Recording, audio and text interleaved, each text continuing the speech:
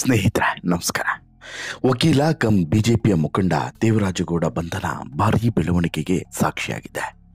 ಈಗಾಗಲೇ ದೇವರಾಜೇಗೌಡ ಬಂಧನ ರಾಜಕೀಯವಾಗಿಯೂ ಕೂಡ ತಿರುವನ್ನು ಪಡೆದುಕೊಂಡಿದೆ.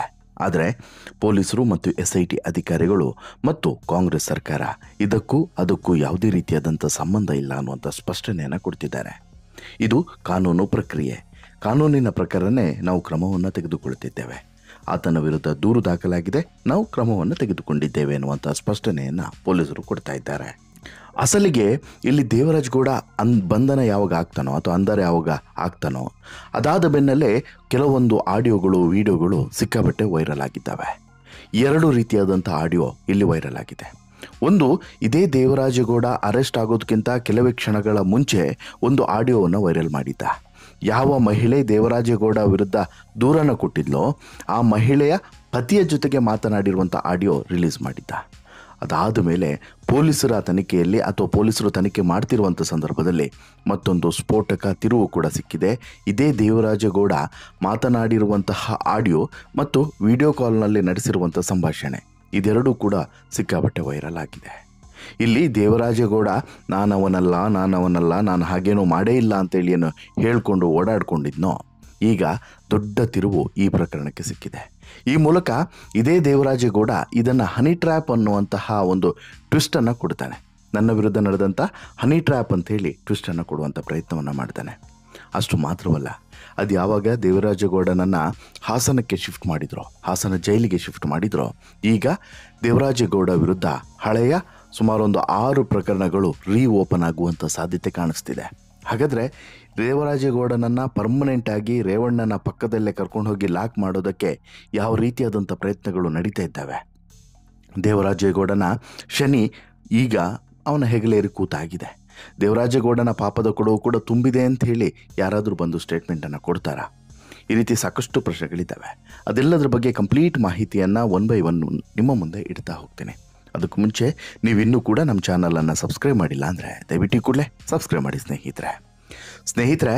ಬಹುಶಃ ಪ್ರಜ್ವಲ್ ರೇವಣ್ಣ ಈ ಪೆನ್ಡ್ರೈವ್ ಪ್ರಕರಣ ಏನಿದೆ ಇದು ಈ ಹಂತಕ್ಕೆ ಟ್ವಿಸ್ಟ್ ಆ್ಯಂಡ್ ಟರ್ನ್ಗಳನ್ನು ಪಡೆದುಕೊಳ್ಳುತ್ತೆ ಅಂತ ಹೇಳಿಬಿಟ್ಟು ಸ್ವತಃ ಪ್ರಜ್ವಲ್ ರೇವಣ್ಣ ಕೂಡ ಕಲ್ಪನೆ ಮಾಡಿರಲಿಕ್ಕಿಲ್ಲ. ಅಥವಾ ರೇವಣ್ಣನ ಭವಿಷ್ಯವೂ ಕೂಡ ಅಥವಾ ಜ್ಯೋತಿಷ್ಯದಲ್ಲೂ ಕೂಡ ಇದ್ಯಾವುದು ಉಲ್ಲೇಖ ಆಗಿರಲಿಕ್ಕಿಲ್ಲ. ಆ ಪರಿ ಟ್ವಿಸ್ಟ್ ಆ್ಯಂಡ್ ಟರ್ನ್ಗಳನ್ನು ಮತ್ತು ರೋಚಕತೆಯನ್ನು ನಿಜವಾಗ್ಲೂ ಕೂಡ ರೋಚಕತೆಯನ್ನು ಪಡೆದುಕೊಳ್ತಾ ಇದೆ. ಜೊತೆಗೆ ಸಾಕಷ್ಟು ಜನರ ಬಂಡವಾಳವೂ ಕೂಡ ಹೊರಗಡೆ ಬರ್ತಾ ಇದೆ. ಇದಕ್ಕೆ ಪೂರಕವಾಗಿ ಈಗ ಸಾಕಷ್ಟು ಘಟನೆಗಳು ಇಲ್ಲಿವರೆಗೆ ನಡೆದಿದೆ. ಈಗ ಇನ್ನಷ್ಟು ಘಟನೆಗಳು ನಡೆಯೋಕ್ಕೆ ಬಾಕಿ ಇದೆ. ಜೊತೆಗೆ ಇನ್ನಷ್ಟು ಈ ಕಿಡಿಗೇಡಿಗಳ ಬಂಡವಾಳ ಬಯಲಾಗೋಕ್ಕೆ ಬಾಕಿ ಇದೆ ಅನ್ನೋದು ಸ್ಪಷ್ಟವಾಗಿ ಗೊತ್ತಾಗ್ತಿದೆ. ಈಗ ಮೊದಲಿಗೆ ಒಂದೊಂದೇ ವಿಚಾರವನ್ನು ನೋಡ್ತಾ ಹೋಗೋದಾದರೆ, ಆರಂಭದಲ್ಲಿ ಪ್ರಜ್ವಲ್ ರೇವಣ್ಣನ ಪೆನ್ಡ್ರೈವ್ ವಿಚಾರವನ್ನು ಹೊರಗಡೆ ಜಗತ್ತಿಗೆ ತಿಳಿಸಿದ್ದೇ ಈ ದೇವರಾಜೇಗೌಡ. ಹೌದು, ಕಳೆದ ವರ್ಷವೇ ಈ ದೇವರಾಜೇಗೌಡ ರೇವಣ್ಣ ಫ್ಯಾಮಿಲಿಯ ವಿರುದ್ಧ ಒಂದು ಸವಾಲನ್ನು ಎಸೆದಿದ್ದ.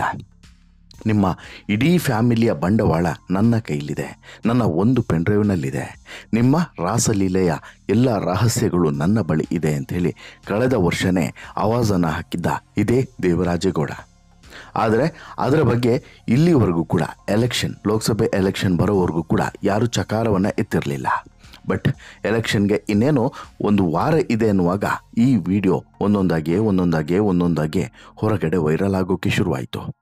ಈ ಸಂದರ್ಭದಲ್ಲಿ ದೇವರಾಜೇಗೌಡ ಯಾವಾಗ ಕಂಪ್ಲೀಟಾಗಿ ವಿಡಿಯೋ ವೈರಲ್ ಆಗಿ SIT ರಚನೆ ಆಯಿತೋ ಆ ಕ್ಷಣಕ್ಕೆ ಒಂದು ಸ್ಟೇಟ್ಮೆಂಟನ್ನು ಕೊಟ್ಬಿಟ್ಟ.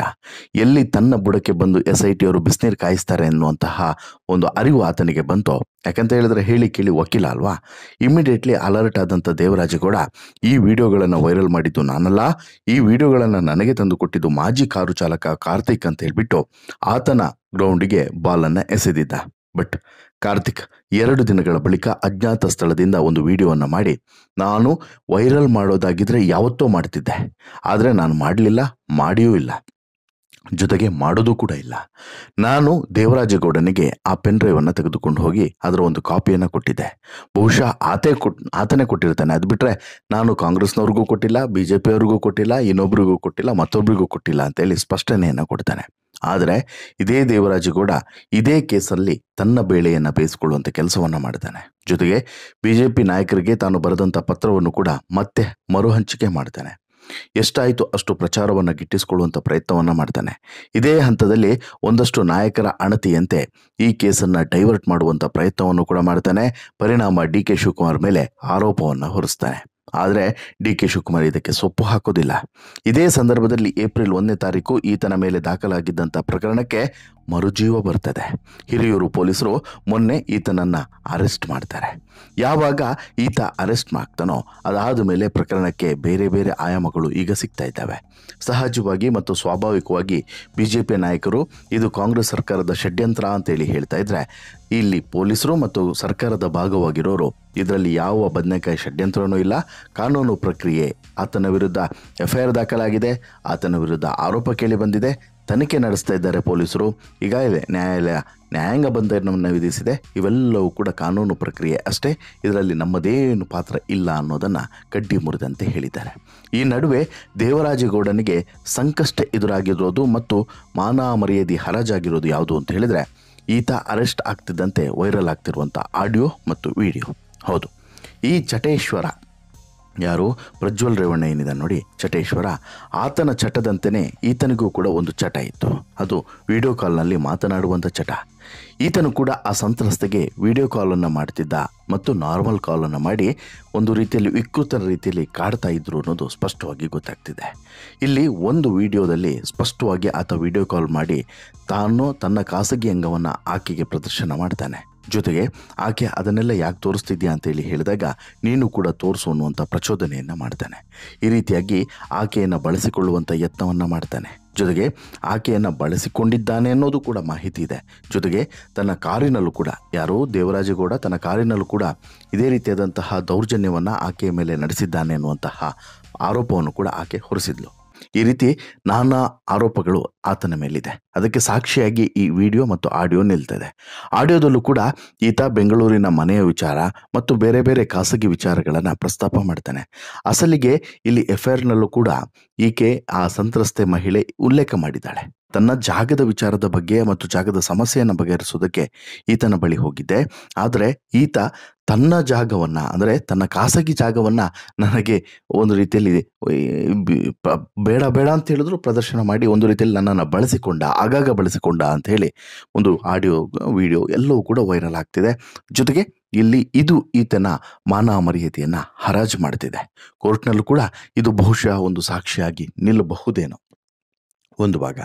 ಇನ್ನು ಎರಡನೇ ಭಾಗ ಹೇಳಿ ಕೇಳಿ ವಕೀಲ ಕೂಡ ಆಗಿರೋದ್ರಿಂದ ವಕೀಲರ ಬುದ್ಧಿಯನ್ನು ಇಲ್ಲಿ ಪ್ರದರ್ಶನ ಮಾಡಿದ್ದಾನೆ. ಹೇಗೆ ಅಂತ ಹೇಳಿದರೆ, ತಾನು ಅರೆಸ್ಟ್ ಆಗುವಂಥ ಕ್ಷಣದಲ್ಲಿ ಈತ ಒಂದು ಆಡಿಯೋವನ್ನು ರಿಲೀಸ್ ಮಾಡಿದ್ದ. ಆ ಆಡಿಯೋದಲ್ಲಿ ಏನಿದೆ ಅಂತ ಹೇಳಿದರೆ, ಈ ಸಂತ್ರಸ್ತ ಮಹಿಳೆಯ ಪತಿಯ ಜೊತೆಗೆ ದೇವರಾಜೇಗೌಡ ಮಾತನಾಡಿರುವಂಥ ಆಡಿಯೋ ಅದು.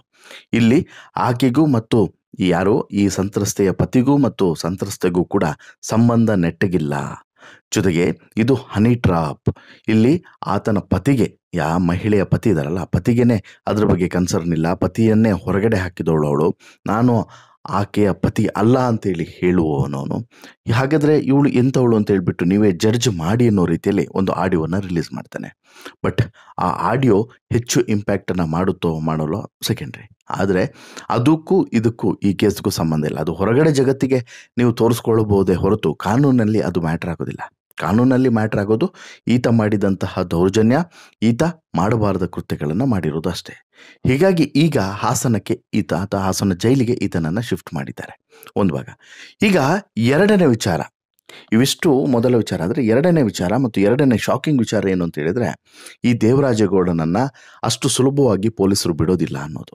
ಹೌದು, ದೇವರಾಜೇಗೌಡನ ವಿರುದ್ಧ ಈಗಾಗಲೇ ಹಳೆಯ 6 ಪ್ರಕರಣಗಳು ರೀಓಪನ್ ಆಗುವಂಥ ಸಾಧ್ಯತೆ ಇದೆ. ಸುಮಾರು 10ಕ್ಕೂ ಹೆಚ್ಚು ಪ್ರಕರಣಗಳು ಈತನ ವಿರುದ್ಧ ದಾಖಲಾಗಿತ್ತು. ಆದರೆ ಇತ್ತೀಚೆಗೆ ದಾಖಲಾಗಿರುವಂತಹ ಮತ್ತು ಕೆಲವೊಂದು ಪ್ರಕರಣಗಳು ಹಾಗೆ ತಣ್ಣಗಿತ್ತು ನೋಡಿ, ಆ ಎಲ್ಲ ಪ್ರಕರಣಗಳು ಕೂಡ ಈಗ ರೀಓಪನ್ ಆಗುವಂಥ ಸಾಧ್ಯತೆ ಇದೆ. ಒಂದು ಚೀಟಿಂಗು, ಇನ್ನೊಂದು ಸರ್ಕಾರಿ ಅಧಿಕಾರಿಗಳಿಗೆ ಧಮಕಿ, ಹೆದರಿಸಿ ಬೆದರಿಸಿ ಕೆಲಸವನ್ನು ಮಾಡಿರುವಂಥದ್ದು, ಜೊತೆಗೆ ಅವರ ಕೆಲಸಕ್ಕೆ ತೊಂದರೆಯನ್ನು ಕೊಟ್ಟಿರುವಂಥದ್ದು. ಹಾಗೆಯೇ ಈ ಪೆನ್ಡ್ರೈವ್ ವಿಚಾರದಲ್ಲಿ DK ಶಿವಕುಮಾರ್ ಅವರ ಹೆಸರನ್ನು ಉಲ್ಲೇಖ ಮಾಡಿದ್ದಕ್ಕೋಸ್ಕರ ಹೈಗ್ರೌಂಡ್ಸ್ ಪೊಲೀಸ್ ಠಾಣೆಯಲ್ಲಿ ಕಾಂಗ್ರೆಸ್ನ ನಾಯಕರು ಕೊಟ್ಟಿರುವಂಥ ದೂರು ಇರ್ಬೋದು. ಹೀಗೆ ಬೇರೆ ಬೇರೆ ವಿಚಾರಗಳ ಬಗ್ಗೆ ಆತನ ವಿರುದ್ಧ, ಯಾರು ದೇವರಾಜೇಗೌಡನ ವಿರುದ್ಧ ದಾಖಲಾಗಿರುವಂತಹ ಸುಮಾರು 6 ಪ್ರಕರಣಗಳು ಈಗ ರೀಓಪನ್ ಆಗ್ತವೆ. ಈ ರೀಓಪನ್ ಆಗೋದ್ರಿಂದ ಆತನಿಗೆ ಮತ್ತಷ್ಟು ಸಂಕಷ್ಟಗಳು ಬಂದು ತಲೆದೂರ್ತವೆ ಅನ್ನೋದು ಈಗ ಸ್ಪಷ್ಟವಾಗಿ ಗೊತ್ತಾಗ್ತಿದೆ. ಹೀಗಾಗಿ ದೇವರಾಜೇಗೌಡನಿಗೆ ಸದ್ಯಕ್ಕಂತೂ ಉಳಿಗಾಲ ಸಿಗೋದು ತುಂಬ ಕಷ್ಟ ಅನ್ನುವಂಥ ಮಾತುಗಳೇ ಕೇಳಿ ಬರ್ತಿದೆ. ಕಾನೂನಿನ ಕುಣಿಕೆಯಲ್ಲಿ ಈತ ಸಾಕಷ್ಟು ದಿನಗಳ ಕಾಲ ಲಾಕ್ ಆಗುವಂತಹ ಸನ್ನಿವೇಶ ನಿರ್ಮಾಣ ಆಗುತ್ತೆ ಅಂತ ಹೇಳಿ ಗೊತ್ತಾಗ್ತಿದೆ. ಆದರೆ ಆತ ಮಾತ್ರ ಇನ್ನು 8 ದಿನಗಳಲ್ಲಿ ನಾನು ಹೊರಗಡೆ ಬರ್ತೀನಿ, ಹೊರಗಡೆ ಬಂದ ಮೇಲೆ ಇಡೀ ಪ್ರಕರಣಕ್ಕೆ ಬೇರೆದೇ ರೀತಿಯಾದಂಥ ತಿರುವನ್ನು ಕೊಡ್ತೀನಿ ಎನ್ನುವಂತಹ ಘೋಷಣೆಯನ್ನು ಮಾಡಿ ಜೈಲಿನ ಒಳಗೆ ಹೋಗಿದ್ದಾನೆ. ಆದರೆ 8 ದಿನಗಳ ಒಳಗೆ ಬೇಲ್ ಪಡೆದು ಹೊರಗಡೆ ಬರೋಕ್ಕೆ ಸಾಧ್ಯವಾಗುತ್ತಾ? ಅದಕ್ಕೆ ಈಗ ಪೊಲೀಸರು ಅವಕಾಶವನ್ನು ಮಾಡಿಕೊಡ್ತಾರೆ. ಅದನ್ನು ಕಾದು ನೋಡಬೇಕು. ಬಟ್ ನಿಮಗೇನು ಅನಿಸುತ್ತೆ ಸ್ನೇಹಿತರೆ, ಈ ಇಡೀ ಆಯಾಮವನ್ನು ನೋಡಿದಾಗ, ದೇವರಾಜೇಗೌಡನ ಸ್ಟಾರ್ಟಿಂಗ್ ಟು ಎಂಡ್ವರೆಗಿನ ಒಂದೊಂದೇ ವಿಚಾರಗಳನ್ನು ನೋಡಿದಾಗ ಮತ್ತು ಆತನ ಆಡಿಯೋ ಮತ್ತು ವಿಡಿಯೋಗಳನ್ನು ಕೇಳಿಸ್ಕೊಂಡಾಗ ನಿಮಗೇನು ಅನಿಸುತ್ತೆ? ದಯವಿಟ್ಟು ಕಮೆಂಟ್ ಮಾಡಿ ತಿಳಿಸಿ. ಜೊತೆಗೆ ಈ ಸ್ಟೋರಿ ಇಷ್ಟ ಆಯಿತು ಅಂತ ಹೇಳಿದ್ರೆ ಲೈಕ್ ಮಾಡಿ, ಶೇರ್ ಮಾಡಿ, ಚಾನಲ್ಗೆ ಸಬ್ಸ್ಕ್ರೈಬ್